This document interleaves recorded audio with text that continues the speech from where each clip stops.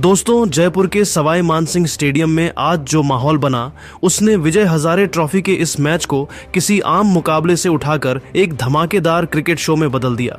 शुरुआत से ही हवा में एक अलग ही जोश था और उसका कारण थे हिटमैन रोहित शर्मा, जिनकी धमाकेदार पारी ने पहले ही ओवर से स्टेडियम का तापमान बढ़ा दिया। जैसे ही रोहित क्रीज पर जमे, हर शॉट के साथ भीड़ का शोर ऊपर चढ़ता गया और मैच देखते ही देखते एक रोमांचक तमाशा बन गया।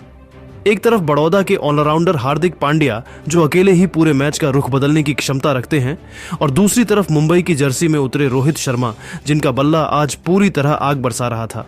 बड़ौदा ने चाहे फील्ड बदली हो या गेंदबाजी की रणनीति, रोहित ने हर चाल का जवाब चौकों छक्कों से दिया।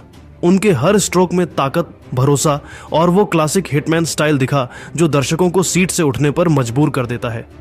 तो दोस्तों, इस वीडियो में हम आपको दिखाएंगे कि कैसे रोहित शर्मा के तूफान ने बड़ौदा की गेंदबाजी को उड़ा दिया और कैसे हार्दिक पांड्या ने अपने आक्रामक खेल से मैच को पलटने की कोशिश की। पूरा रोमांच, पूरा ड्रामा, सब कुछ इसी वीडियो में। लेकिन उससे पहले एक सवाल, आपकी नजर में बेहतर बल्लेबाज कौन है, हार्दिक पांड्या या रोहित शर्मा? अपनी राय कमेंट में जरूर बताएं और अगर दिल से टीम इंडिया को प्यार करते हैं तो वीडियो को लाइक और शेयर करना मत भूलिए। दोस्तों, जयपुर के सवाई मानसिंह स्टेडियम में आज मुंबई की बल्लेबाजी ने ऐसा तूफान मचाया कि पूरे मैदान में हर ओवर के साथ रोमांच बढ़ता ही गया। टॉस के वक्त पिच पर हल्की घास देखकर हार्दिक पांड्या ने मुंबई को पहले बल्लेबाजी के लिए बुलाया और उसी पल हवा में यह एहसास भर गया कि आज का दिन रनों की बारिश लेकर आने वाला है। मुंबई की तरफ से ओपनिंग करने उतरे रोहित शर्मा और युवा प्रतिभा अंगकृष रघुवंशी, शुरुआती 2 ओवरों में दोनों बेहद सतर्क नजर आए। रोहित पूरा ध्यान गेंद को समझने पर लगा रहे थे, जबकि अंगकृष भी टाइमिंग सेट करने में लगे थे। मगर तीसरे ओवर में अचानक माहौल बदल गया। हार्दिक पांड्या की हल्की फुलर गेंद पर रोहित ने एक दमदार स्ट्रेट ड्राइव मारा, जिसने बाउंड्री लाइन पार करते ही पूरे स्टेडियम को खड़ा कर दिया। इसी के बाद रोहित ने बैकवर्ड पॉइंट के ऊपर से एक चौका और एक्स्ट्रा कवर से एक और बेहतरीन शॉट खेल पावर प्ले में पारी की रफ्तार बढ़ा दी। दूसरी ओर अंगकृष ने रशीक सलाम की शॉर्ट गेंद पर बहुत खूबसूरत बैकफुट पंच लगाया और फिर कवर ड्राइव पर एक क्लासिक चौका जड़ा। पावर प्ले के आखिरी हिस्से में उन्होंने 2 आकर्षक पुल शॉट भी लगाए और मुंबई की ओपनिंग साझेदारी को लगातार मजबूत किया। लेकिन 10वें ओवर में एक बदलाव आया। अंगकृष रघुवंशी 43 रन बनाकर रशीक की शॉर्ट बॉल को पुल करने के चक्कर में डीप स्क्वायर लेग पर कैच दे बैठे। उनके जाने के बाद मैदान पर आए युवा मुशीर खान और आते ही उन्होंने रोहित को बेहतरीन साथी देते हुए रणगति बनाए रखी। मुशीर ने पहली ही गेंद पर हार्दिक की ऑफ कटर को पढ़कर थर्ड मैन के ऊपर से चौका लगाया और फिर रशीक सलाम की गेंद पर एक शानदार फ्लिक छक्का जड़ा। इस बीच रोहित ने अपनी लय पूरी तरह पकड़ ली थी। कभी कवर ड्राइव, कभी पुल, कभी लॉन्ग ऑन, क्या स्पिनर क्या तेज गेंदबाज, हर ओवर में बाउंड्री निकल रही थी।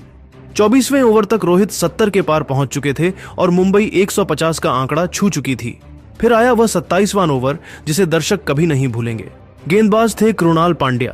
पहली ही शॉर्ट गेंद पर रोहित थोड़े आगे बढ़े और एक ऐसा ऊंचा लंबा छक्का मारा कि गेंद स्टैंड्स की तीसरी पंक्ति में जाकर गिरी।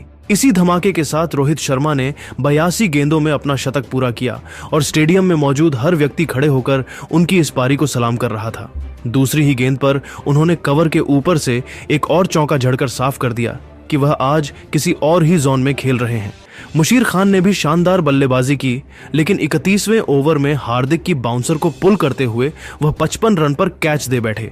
उनका आउट होना मुंबई के लिए झटका नहीं बल्कि नई शुरुआत थी, क्योंकि अब मैदान पर आए सरफराज खान और आते ही उन्होंने रफ्तार दोगुनी कर दी। पहली ही फुलर गेंद को सरफराज ने लॉन्ग ऑन के ऊपर से छक्का जड़ दिया और उसके बाद 2 चौके कवर के ऊपर से और एक चौका बैकवर्ड पॉइंट की ओर मारकर मुंबई की गति तेज कर दी। इस बीच रोहित अपनी पारी को और ऊंचाइयों पर ले गए। उन्होंने 40वें ओवर में back to back cover drive लगाकर 150 के पास पहुंचाया और 45वें ओवर में 2 चौके और एक विशाल छक्के के साथ स्कोर को 170 के पार पहुंचा दिया। सरफराज भी पीछे नहीं थे। 46वें ओवर में उन्होंने रशीक सलाम पर लगातार 2 चौके और एक पावरफुल मिडविकेट छक्का जड़कर बड़ौदा की गेंदबाजी को पूरी तरह तोड़ दिया। आखिरी ओवरों में यह जोड़ी मानो एक्सप्रेस ट्रेन बन चुकी थी। रोहित ने 49वें ओवर में एक और छक्का लगाकर अपना स्कोर 180 के ऊपर पहुंचाया, जबकि सरफराज ने अंतिम ओवर में 3 चौके लगाकर पारी को अविस्मरणीय बना दिया। अंत में मुंबई ने पूरे 50 ओवर खेलकर सिर्फ 2 विकेट खोकर 388 रन का विशाल स्कोर बना दिया। रोहित शर्मा ने 134 गेंदों में 183 रन की नाबाद पारी खेली, जिसमें 16 चौके और 8 गगनचुंबी छक्के शामिल थे। वहीं सरफराज खान ने सिर्फ 52 गेंदों में 74 रन नाबाद बनाकर मुंबई की पारी को विस्फोटक अंत दिया।